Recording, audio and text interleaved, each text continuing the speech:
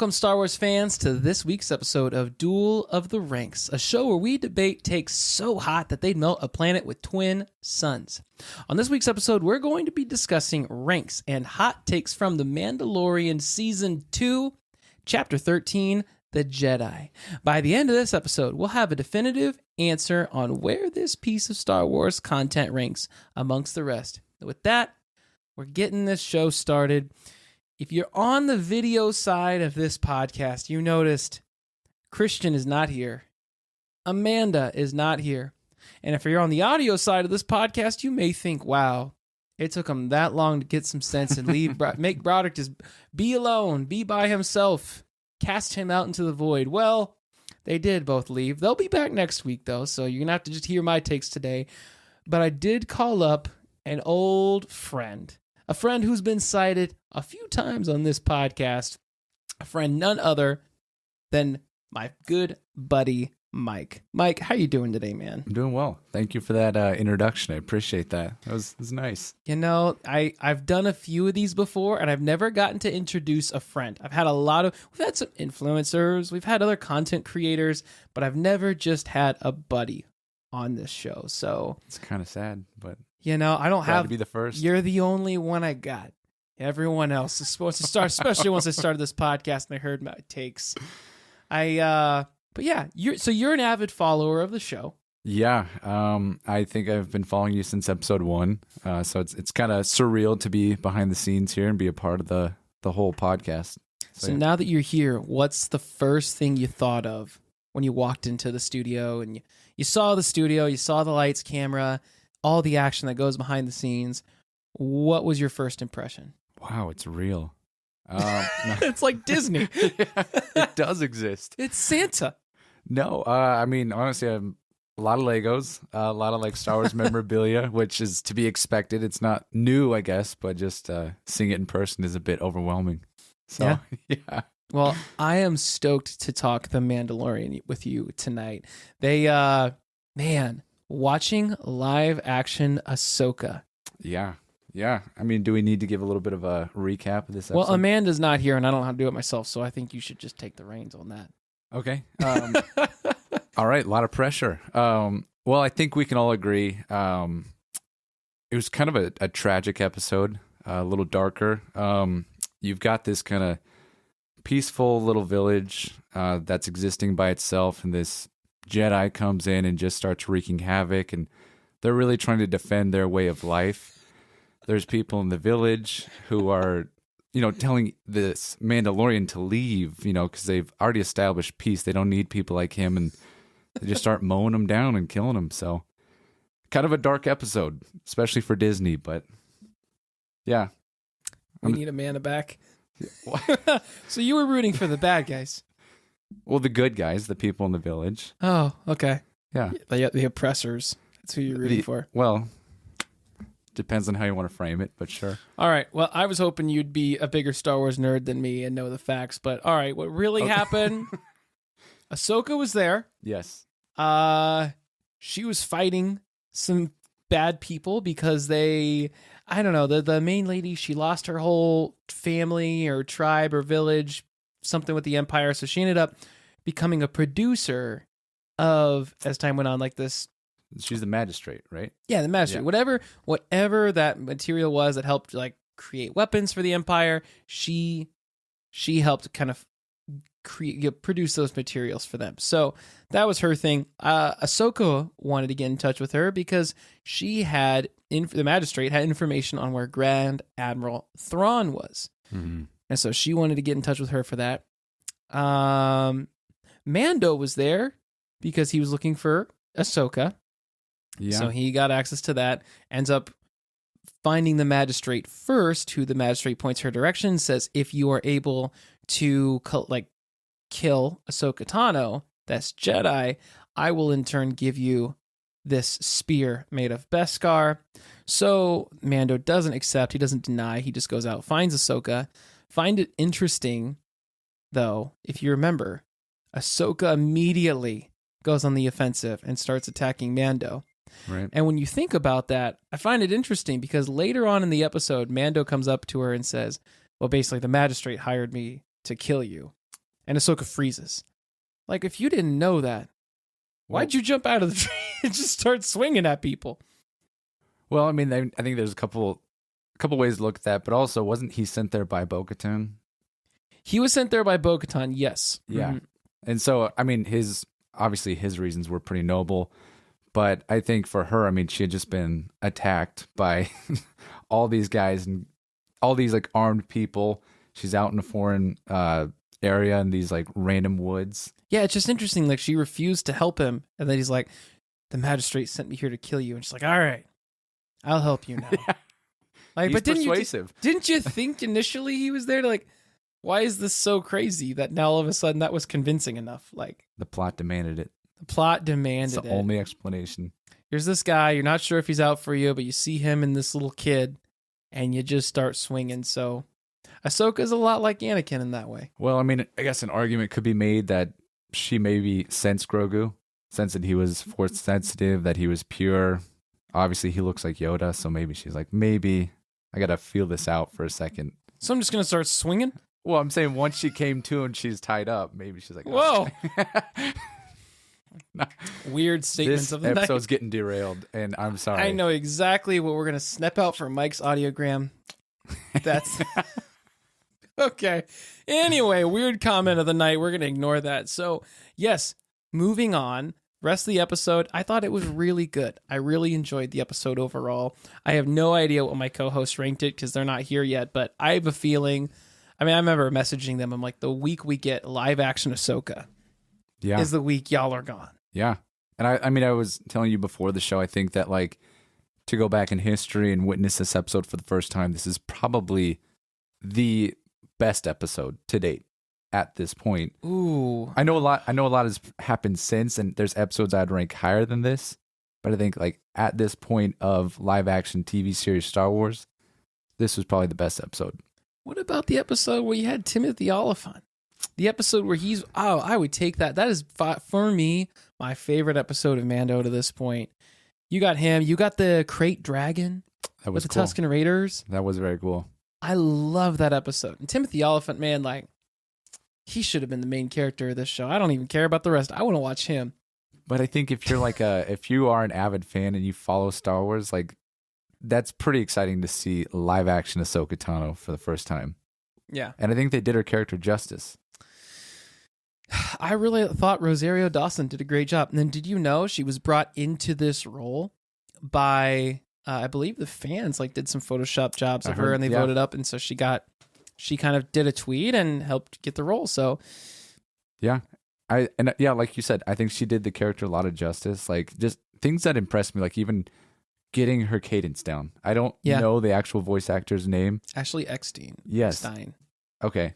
Well, just like I said, her cadence, her delivery, like she did a really good job of paying homage to the original character, not trying to be a diva about it and make it her own, you know? Yes. You see that a lot too with folks doing that. It is kind of frustrating, but I can see why they want to do that with their own interpretation. But And sometimes it pays off. Yeah. But yeah, I was happy she went the direction she did. She did a fantastic job. I am excited for the Ahsoka show. I loved the music in this episode, and I loved how, especially the end of the episode, where you hear Ahsoka's theme with kind of that drum beat as it plays out. And, you know, you hear this song, and there's just this feeling of like sadness in that song. And you hear that character, and there's the way it was written in this the way Ludwig put it together in this episode. There's just so much baked in history with that character that you see her and you just feel like, wow, like some sort of sadness for her. She's this nomad, essentially now. No home, no sense of belonging, just going out in the galaxy, trying to make it a better place for everyone else. And yeah, you just feel sorry for her. And you hear that music and, you know, knowing all that she lost to get where she is today. It's so sad. Yeah. I mean, that's kind of the unfortunate downside to being a Jedi or a rogue Jedi, I guess, is that like you're stripped away from your family. Yeah. You're brought in and your new family is all the fellow Jedis.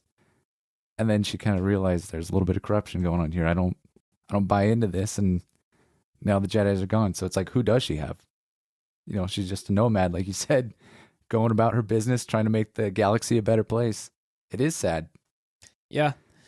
But still, at the same time, they did a great job where she starts out kind of like an annoying young kid, and she's progressively matures, and she still has a good amount of personality.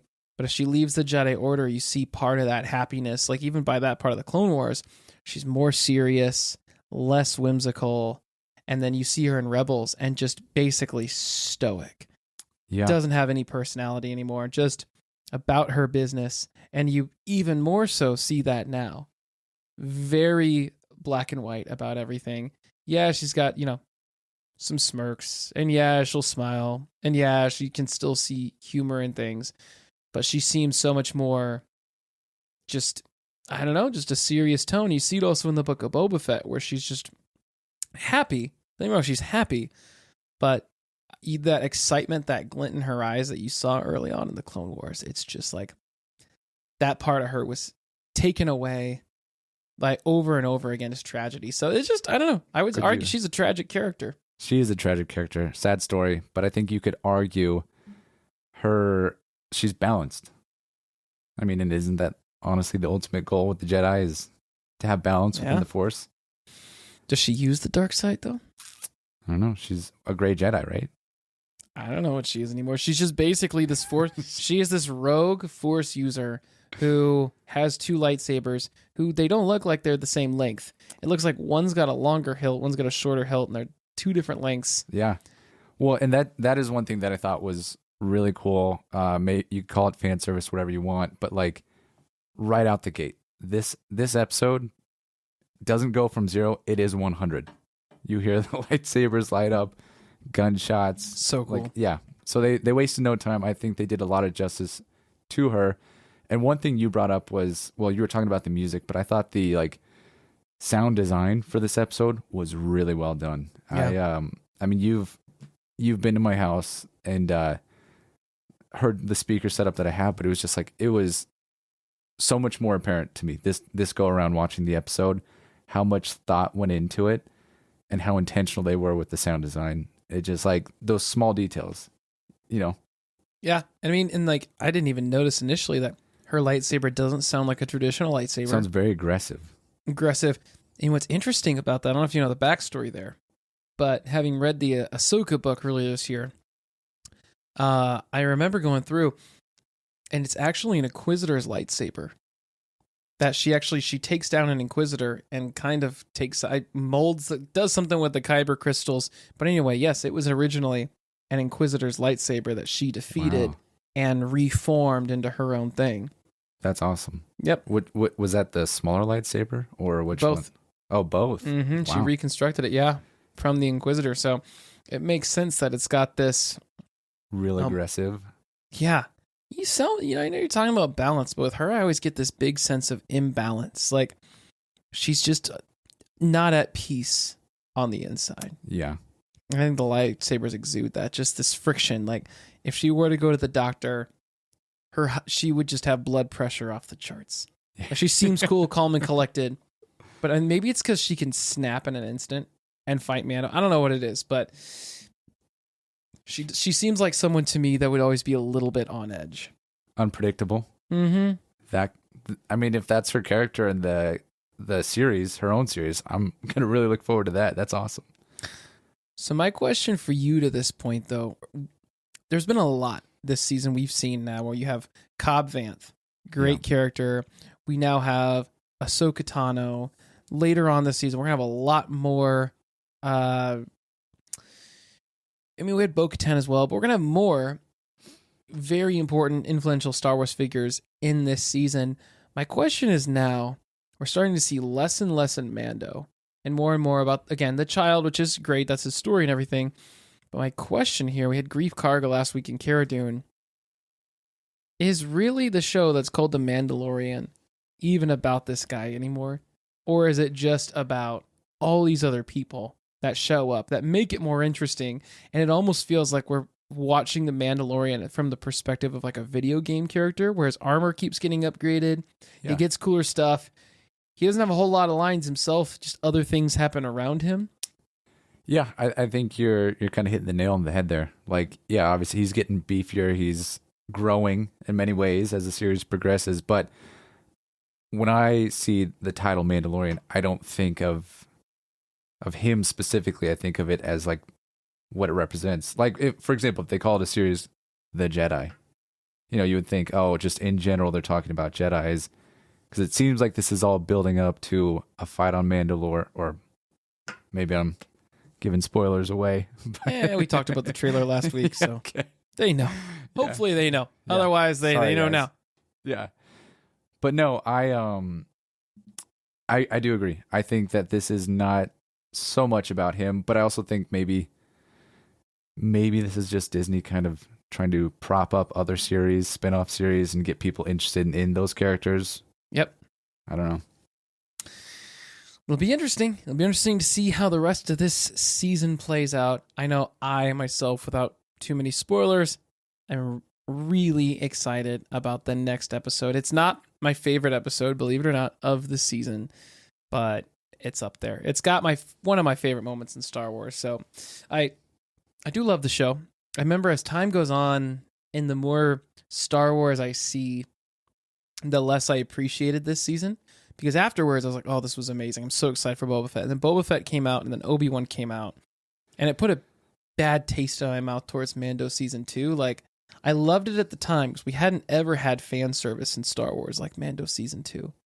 Okay. But when that was all you were force-fed from that time on, it didn't really help me appreciate it. But then when going back and watching this, it does stand on its own 2 feet still, and I think tells a much better story than both Book of Boba Fett and Obi-Wan. Let me ask you this. Do you think you'd feel that way had you not sat through Book of Boba and Obi-Wan?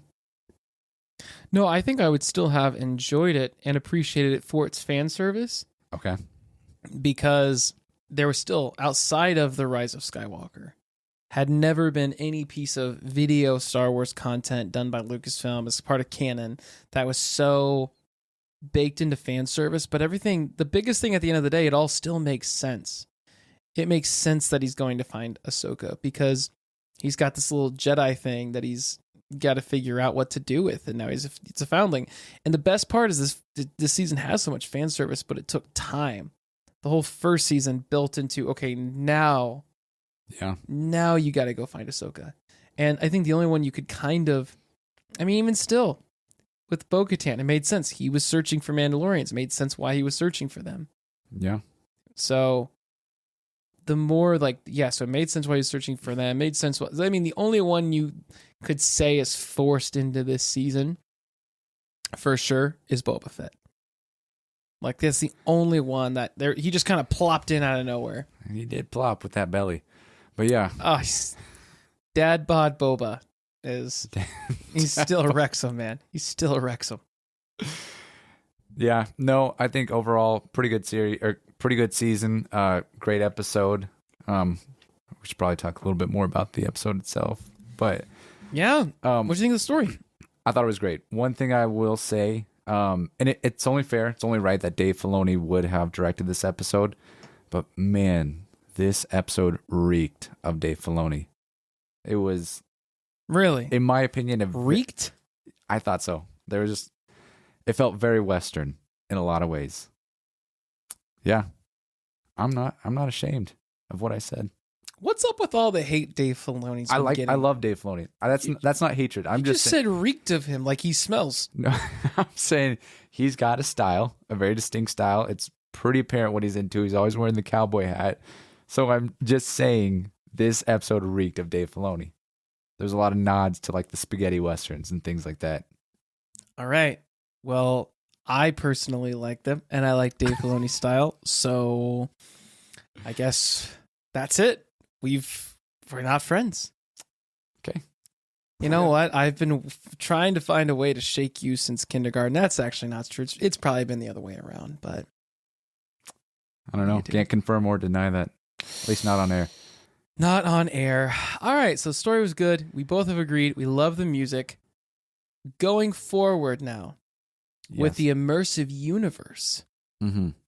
we get the they're confirming that this show is going the direction, or the Mandoverse, if you want to call it, is going the direction of finding Thrawn.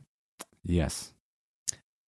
How excited were you when you watched it for the first time and you realize that's where we're going in the Star Wars universe? We're going to actually go try to find Thrawn. He is a part of the live action Star Wars universe now.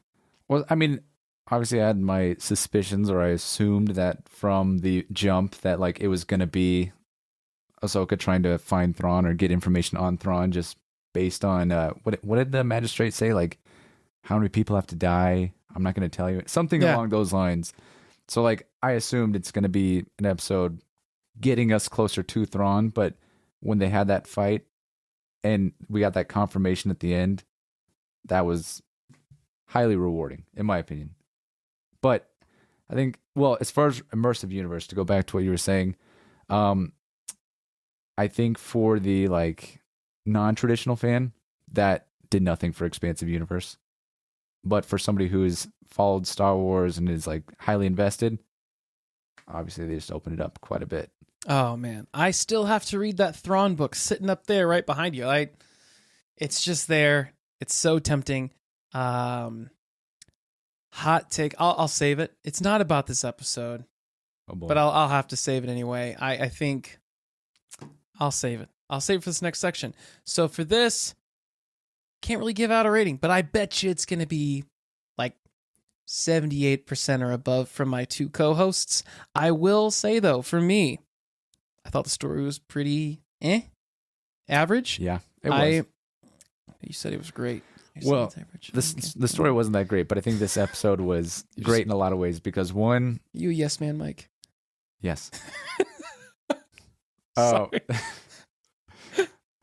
No, I just think, like, again, if you are somebody who's coming into Star Wars new and you don't know who Ahsoka Tano is, from the jump, you're like, all right, I don't know who this person is, but they're cool. I'm invested. I care a lot about who this person is. Well, we just had a comment from KG who said, I thought she was cool, but I'm not an Ahsoka fan. Now, I don't know many people that aren't an Ahsoka fan. She was my number one Star Wars character I liked before reading the books. I think it's back to Boba Fett. I don't know. It's between Boba Fett and Vader. So Fat Boba? Fat, skinny. Boba tea drinking Boba Fett? All of it. All of it. I'll take all. Man, you don't want to get me on a rant with Boba Fett. My co-host, no, I won't stop.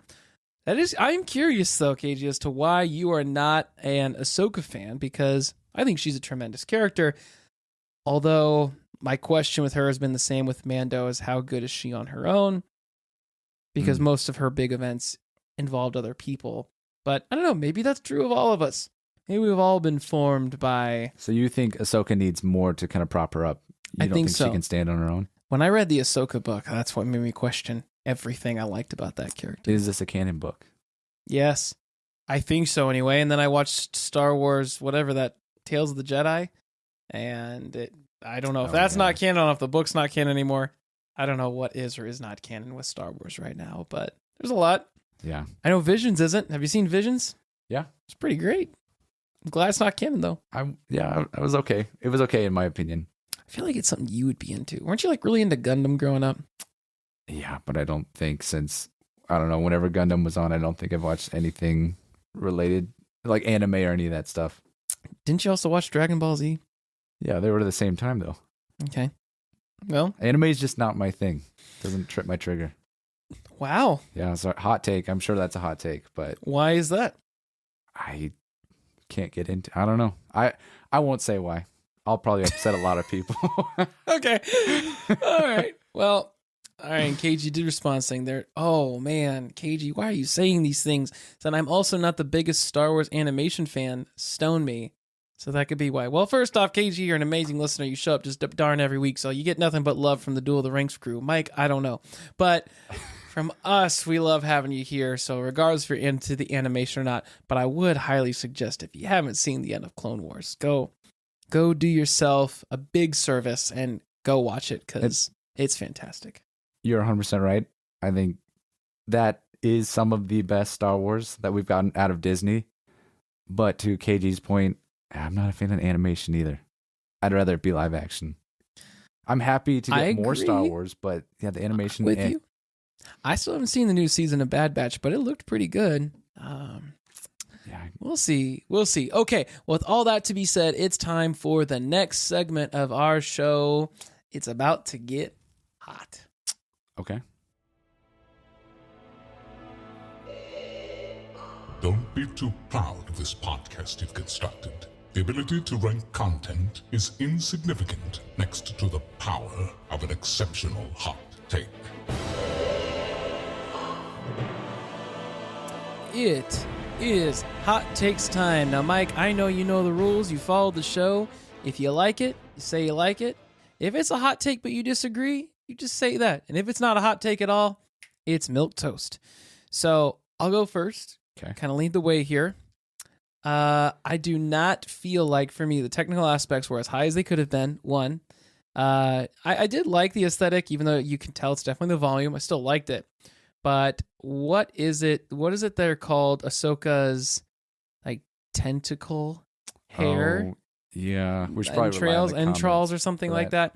All I know is, hopefully the comments can help me out. If you're about to get crucified. If someone in the comments can put in what Ahsoka's hair is called, that would help me out a lot here. Anyway, point is, it bothered me how short they were, because in Rebels, they were extremely long. Now, in the animation to live action, they've had a lot of changes with things, and we see that with Cad Bane. But at the same time, I just wish they were longer and more prominent. True to the original, or what? Yeah, you know what? I'm just gonna Google it.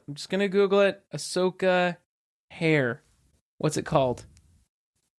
Oh, look at that. It's one of the first thing that comes up. They're called Montrals. Montrals, yeah. Yeah, there you go. Of course. Everybody knows that. I just wish they were longer, because in Rebels she looked so stoic. Yeah. And here it kind of made me think back to when she was like a little kid, back to that season. My guess is it probably came down to like functionality. That's what I heard, with like swinging those lightsabers around and everything else. So yeah, I mean, I get it. I think initially it bothered me, it jarred me, but going back, I'm just like, it is what it is. It is what it is. There are other things I can nitpick. Well, I will. And that's the same thing, like Boba Fett's visor in the book of Boba Fett, the fact that got slanted more, that bothered me. So yeah, my thing is Ahsoka's hair, her Montrals, they didn't look good. What's your stance? And also comments, please let us know, good take, bad take, or milk toast, because it's only Mike here. He's only got one other person. We need more feedback than this. When you say things like that about her Montrals, my feathers are so ruffled. I don't even want to be in the same room as you. Yeah? No, that's totally milk toast. I couldn't care less about that. Yeah. I just saw red when you said that, so. You fool! Your take is milk toast. Although I do want to say, the comment section looks like they're agreeing with me.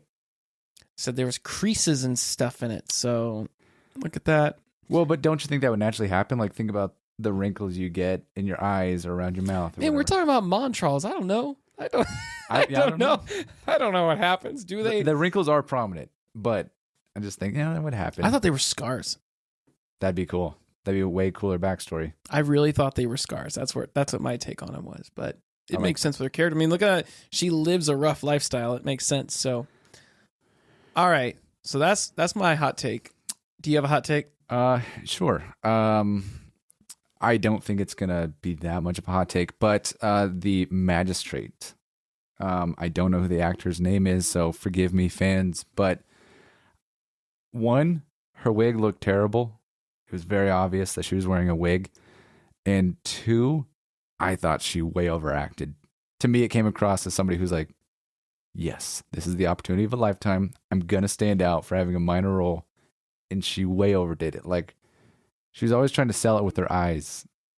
And her eyes were always way more dramatic than I thought was required of her, or than the scene demanded. So that's my hot take. She overacted, and she kind of took me out of it and ruined that aspect of the episode for me. I thought she was great. I liked her as a character. It did give me some sort of like old samurai Japanese, like the fight sequence between her and Ahsoka, and that what looked like to be some sort of garden space. Sorry.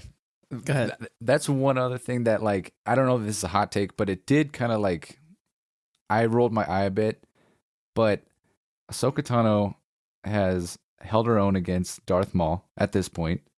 Sounds like Darth Vader as well, but this lady was. The comments say milk and toast. Okay. Go, keep going. No, I'm done. No, but the what really like bothered me is like, why was this magistrate able to hold her own against Ahsoka?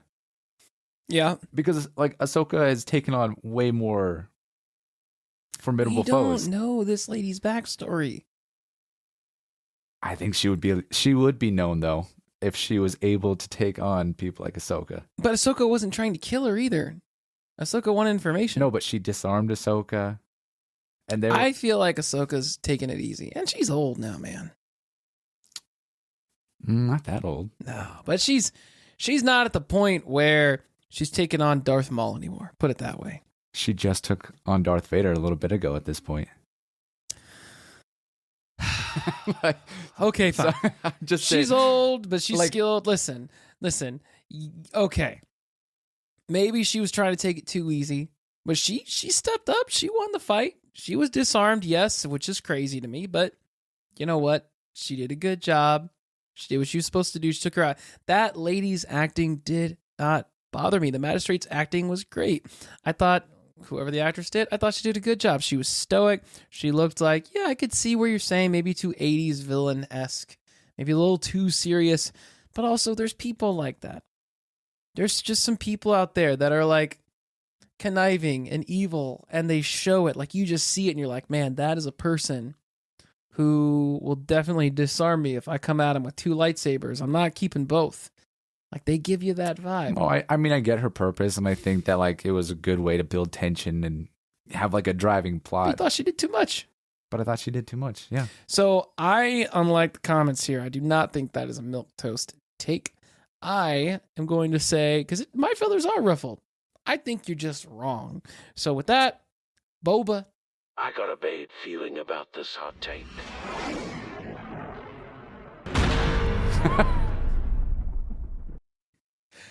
Oh, all right. I got one more. Okay. It depends on how you constitute Darth Vader versus Anakin, but I think Grand Admiral Thrawn, if you exclude Darth Vader as one of the greatest cinematic villains in history, excluding him, I think Grand Admiral Thrawn is the best villain of all time in Star Wars history. I don't hate that. I think I'd want to sit with that a little longer, but I think that's a pretty good hot take. Well, you look at me. We got along for once. Look at this. Roger, indeed. Okay, time for the last segment of the show. Force Ghost Charlie. Hit it. This is the way to trivia time!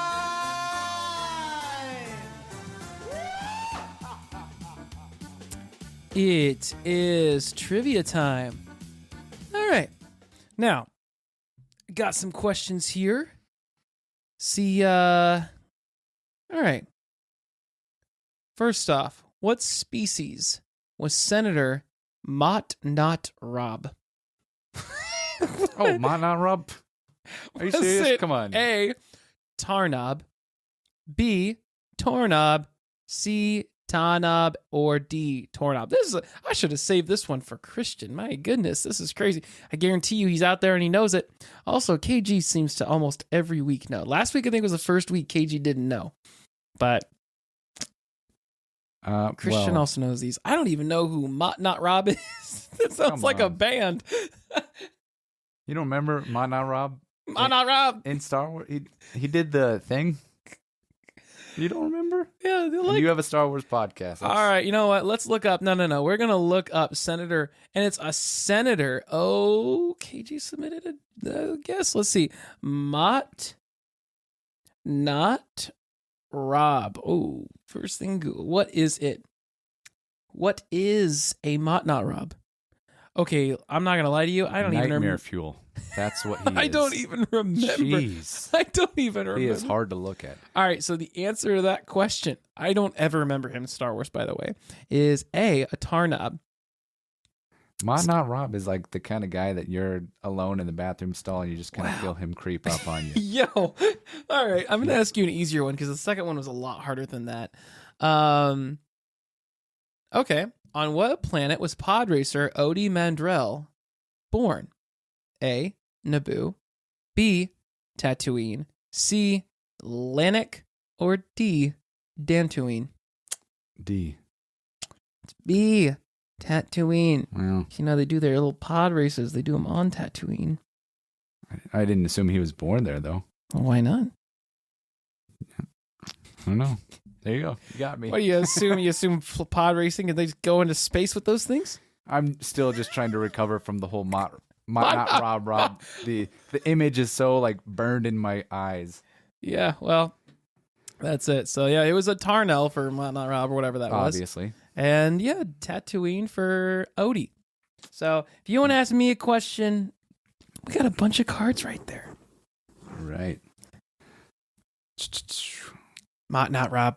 I'm going to start a band with that name now. I'm going to ask you both. One, I think will stump you. The second one's kind of fun. What was Rats Tyrell's species? Who's Rats Tyrells? Dude, your Well, guess is as good as mine. You got to give me the letters. RATTS. No, like the multiple choice. Oh. A. Oh, that guy. That guy. What was the species? Okay, what's the... All right, what are they? What's the A through D? What's the multiple choice? Alem, Aluna, Alina, Aluma. Aluma. D. It was C. Alina. Oh. I remember them, though. I remember those species, so I liked those guys from the Clone Wars. Yeah, less, He's in less Phantom jarring Menace, too. than the other Mott Not Rob. He doesn't make it, if I remember right. I think he kind of gets burnt up. All right, what was the other one? The other one is, how many puppeteers did it take to operate Jabba the Hutt? Ooh. 9, 3, 6, 2. 9. It was 3. Really? Yeah. Huh. Yeah. It feels like it would be a lot more. Man, that's like a lot to maneuver with his mouth, eyes, and everything. That's crazy. Yeah. And tail? Who do you think was responsible for the drool? I'd hate to be that guy.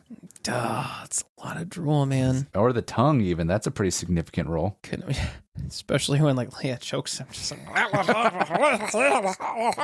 Man, we are just thinking of all the most disturbing things in Star Wars. Who knew Star Wars was such like a horror series? Mott Not Rob. Yeah. That really has got to be a band name. I swear. Not a successful band, but sure. Mott Not Rob with that mascot. Oh, I dig it. Well, Mike, this has been a lot of fun. For our listeners who don't know, we go back probably to what? Kindergarten. Yeah. Really. It's a lot of fun. It's been a lot of fun for me to have you on the show tonight. I mean, I remember her.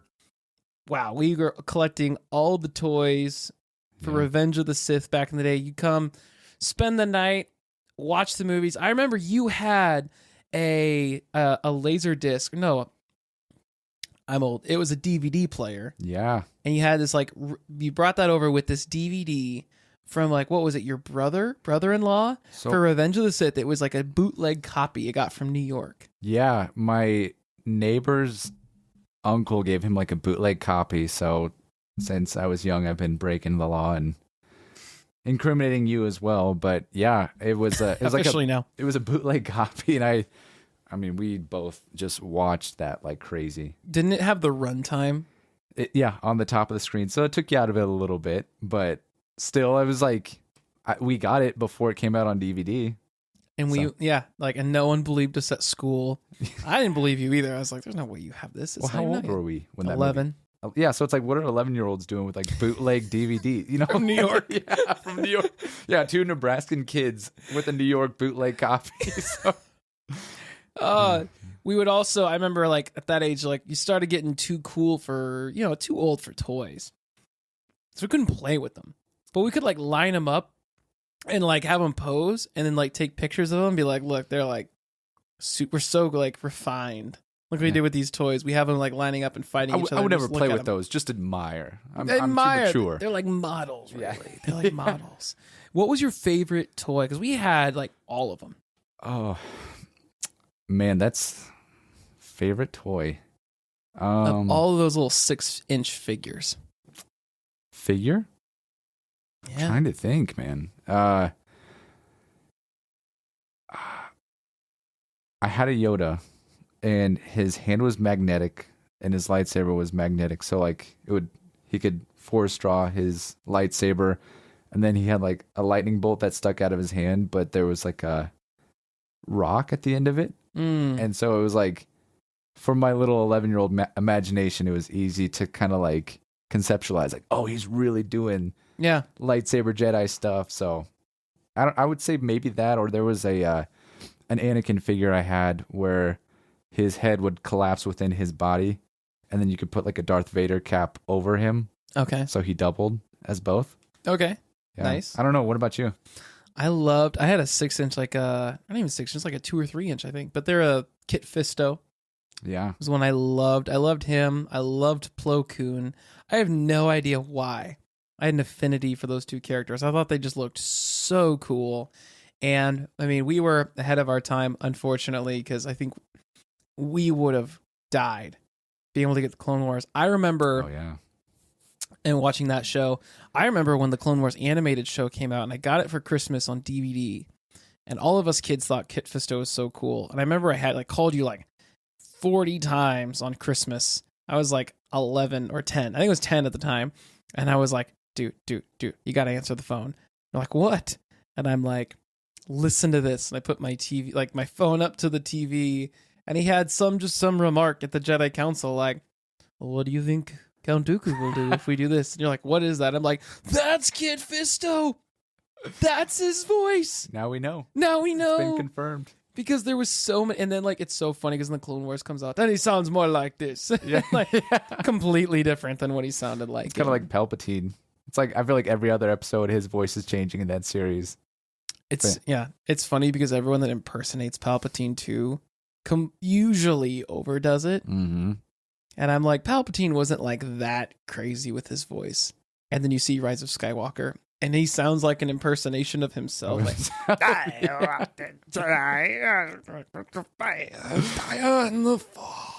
Just trying to be bigger and more grandiose. Like, all right. Well, yeah, man, you've unlocked so many memories with those toys. Like I remember just even hanging ships from our ceilings and stuff. Yes. To, like, recreate, what did you even call that? Like dogfights in the sky? Yeah. Or whatever. Yeah. Do you remember? I'll never forget this. Growing up, we all thought the prequels were better than the originals. It wasn't a question. And then it comes time, we're in high school. We all are getting pretty easy access to the internet. And you start to realize the active world on the internet hates the prequels. Yeah. How glass shattering was that for you, if at all? Well, I had honestly kind of fallen out of love and stopped thinking about Star Wars until the Disney acquisition. Okay. So it's like, I hadn't even thought about it. And then when it became relevant again and there was talks of like Disney taking over and people were like, yeah, the prequels suck. I was like, what? What are you talking about? Yeah, you're the only person that feels that way. Like they were amazing because I hadn't watched them since I was a little kid. And that was pretty glass shattering to hear that like unanimously everybody hated them. Yeah. I still have a lot of love for those.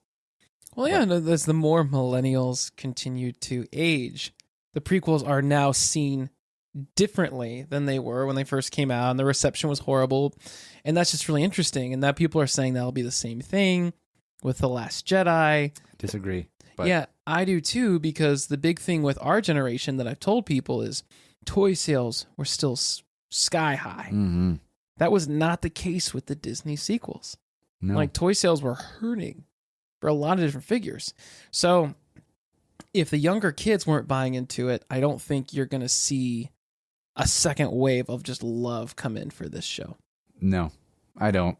And I think that's like people who like it, I think that's their way of justifying it and feeling better. But no, I just don't think that there's going to be that same kind of love for it. Wish Amanda was here, because then we could just... Yeah, sorry, Amanda. I'm not trying to hurt I your love feelings. The Force Awakens, too. It's my favorite Star Wars film. Yeah. Like, really? Yes. Yikes. That's a hot take. Well, I did have that as a hot take at one point in time on that episode. Yeah. But I must have just like actively forgot that. yeah, I think it's amazing. I don't get why people don't love The Force Awakens. I remember talking to you when you were living in Philly about that, and you were just like, it's just a new hope. And I'm like, yeah, but better. It is, but one of the like big moments in that show that you said, like, for you it means so much to you. That's why you have like so much love for that movie. But the moment when Kylo Ren has to kill Han, that was ruined before I even saw the episode. So, so there was no weight in that scene for me. I honestly, when it happened, I was like, yeah, I'm pissed, because I already knew this was going to happen. So it was like, I didn't get that experience like everybody else did. That sucks, dude. Yeah. That was all over the internet, because it was the first time we had Star Wars in forever.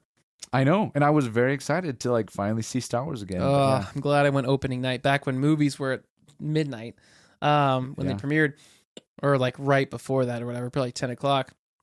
I remember he walks out on that, walkway, screams Ben, and everything in me is saying, there's no way they kill him. There's no way they kill him. Like, it's Star Wars, Marvel, these things, they don't kill their characters, especially iconic ones. He's going to find some way to get away. It's going to be super upsetting. He's going to realize he lost his son, and something's going to happen, but Han Solo's going to get away. And then I thought, from a business perspective, as he started walking towards him, I'm like, Harrison Ford cost like $33 million or something for this film. The next up was like, I think someone like, Daisy Ridley or someone at like $2 million or something. And I'm like, it's expensive. Iron Man costs more than that with Avengers and everything. So I'm like, Disney can afford it. But at the same time, if they can cut that cost here, why not? I'm like, oh, he might actually die like that. And Harrison Ford, then I thought even more, wanted him to die in Return of the he wanted Jedi. nothing to do with it. It was literally just a paycheck for him. I thought, I'm like, oh, these stars aligned.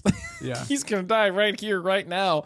And realizing and seeing that play out, no music, that interaction with Kylo, I remember like that for me, I just have never felt that emotional pull ever watching Star Wars in my life. Me neither.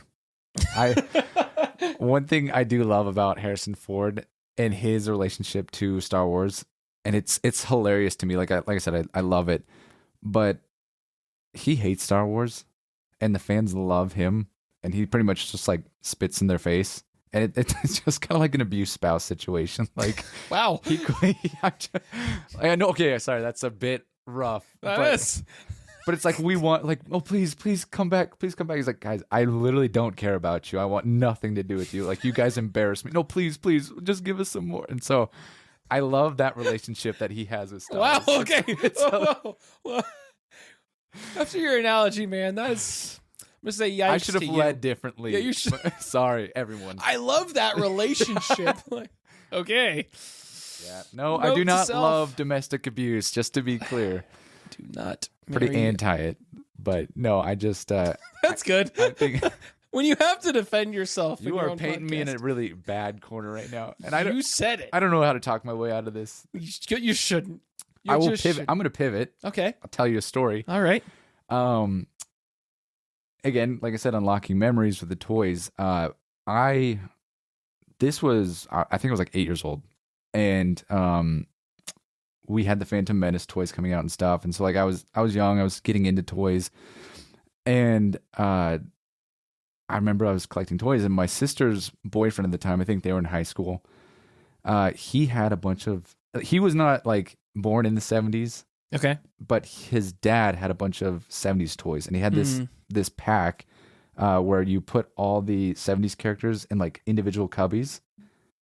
And he gave it to me as a kid, but they were not very articulate figures. Like they're really stiff and rigid, and they didn't look as good as what I was getting with the Phantom Menace toys. So I had no interest in these toys that he gave to me. I stored them away immediately. Like I didn't throw them away to my credit, stored them away, but I don't know where they are. And I'm going to assume it's worth a couple $100. Just the carrying case alone, probably. Wow. Yeah. I still kick myself for that. Yeah. I remember I had a cousin in San Antonio who he had a lot of those original toys. And he had a Boba Fett one with like a red rocket launcher on the jetpack. And I was 10 years old. I wanted it so bad. And there wasn't any, I mean, again, whatever was at Target is what I could buy. And they never had Boba Fett. So I just begged him for it.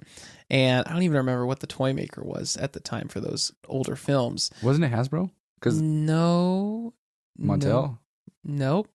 Not for those older toys. Let's see. Old Star Wars toys. Let's see what comes up. That's the first thing that comes up here. We've had to use Google quite a bit tonight. I really miss Christian not being here. All right. It's Kenner. Yeah. Kenner put those together. So yeah. Also, yeah, according to KG, Daisy Ridley was paid $100,000 for The Force Awakens. Wow, so pennies. Let that sink in when Harrison Ford was paid. I mean, I would take 100,000, but I'm saying for her that's pennies. because she was a no-name actress before that, and But still, to be a lead in this franchise, it's also a bummer that John Boyega was done the way he was, because I still feel like that guy. I haven't seen him in a whole lot of other stuff. I just feel like he's a competent actor. he's a really good actor. Yeah. And I'm just like, those lines and everything else. It's such a bummer because I feel like he could have been. Sorry, now we're just Yeah, they dropped the ball big time. just spending time on the prequels, and I don't know why we're doing that. Red Rocket. Anyway, Yikes. on This his show is all jetpack. over the place. Yeah. On his jetpack. Doesn't help either. Anyway. Had a really excited dog on his jetpack. Oh. Anyway, back to where we were. I don't even know where we were going. We've got a lot of cool stuff coming up. Yes, we're going to finish up Mandalorian Season 2. We've got Season 3. I do keep checking to see if Boba Fett's going to be in Season 3. Haven't seen anything yet, but I feel like he's got to be. I heard the other day, according to Star Wars Meg, that at the end of Boba Fett Season 2, he's getting ready to leave. And he's like, I don't know if we're ready to cut out for this. And they're like, oh, what do you want to do? Like, I don't know. But like something, he's clearly wanting to do something else, and pans to Cobb Vanth, who's sitting in the back to tank. And I didn't even think about it. I was like, oh yeah, he'll be there. Someone else was saying, no, he's going to be the new daimyo. Or Star Wars Meg was saying that. Boba Fett's going to kind of build up his own little crime syndicate now. Which I'm like, cool, that's what we all wanted to see. But then I'm also like, the Book of Boba Fett's kind of a big waste of time. It is. If they go that direction. But yes, that would be, I hope they go that direction. My guess would be is if what it alludes to, there's going to be a big fight in Mandalore. It's going to be one of those like, oh no, the odds are against us. It's all over. We have no hope. And then Boba's going to show up. That's to me, that's kind of obvious. Okay. A little too on the nose, but I could see them going a direction like that. Well, it'd be so cool because in this next episode, we get confirmation that Jango fought in the Mandalorian Civil Wars, which is cool considering Boba goes back to help, like, if they were to reclaim it or anything. That would be super cool with that story arc. Also, quick question for you. Who is the most badass between Mando, Jango Fett, and Boba? Ooh. For me, Jango. Why is that? He's a Jedi killer. I was just about to say that. Did you know he killed him with his bare hands in the Civil War? Like certain Jedi, like legitimately feared him.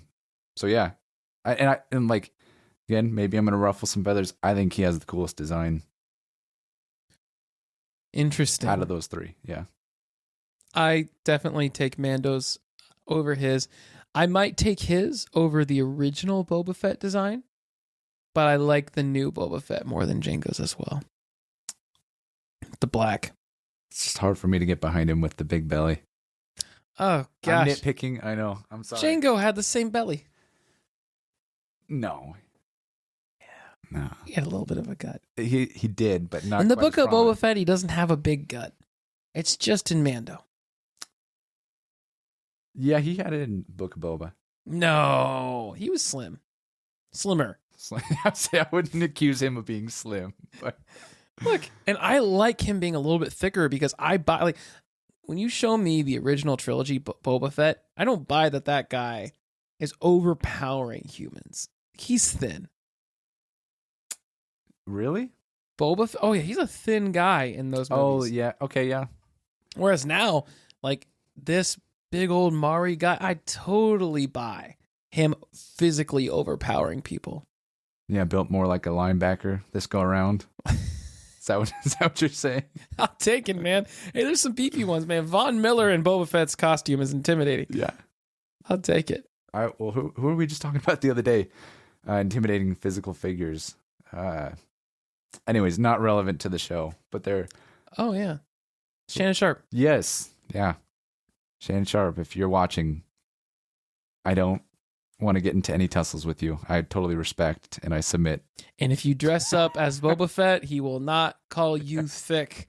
He is too afraid. On that amazing note, I think that wraps up this week's episode of Duel of the Rings. Mike, it's been so much fun. Thanks for jumping on, Thanks for having me. having this conversation. Thanks for everyone in the comment section for jumping in. It's been a lot of fun tonight. Be sure to tune in next week as we're going to be talking about The Mandalorian Chapter 14. I'm pretty sure it's called The Tragedy. If it is, well, it's because I think it's like, if it's not tied for my favorite episode, it's right up there with this season. So if you don't know why, look behind me. Look at what I got in this studio. Boba's back, y'all. I hope he's the next episode. Otherwise, I totally just did myself in there. Anyways, all right, y'all. See you then.